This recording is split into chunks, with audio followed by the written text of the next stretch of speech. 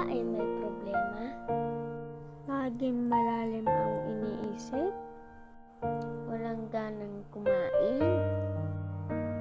Hindi makatulog? Naintindihan kita, friend. Kailangan mo ng katuwang, kausap, kaibigan na mahihingahan. O ba kung sino ang dapat mong lapitan?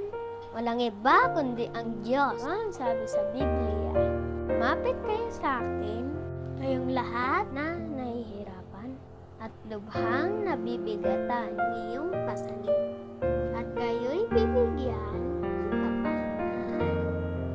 Laging tandaan na bawat problema may solusyon. Huwag lamang tayo makakalimot na tumawag sa Diyos. Dahil ang Diyos kailanman hindi natutulog. Hihintay lamang siya ay ika'y lumapit. Ay siya'y malungkot pag ika'y nahihirapan.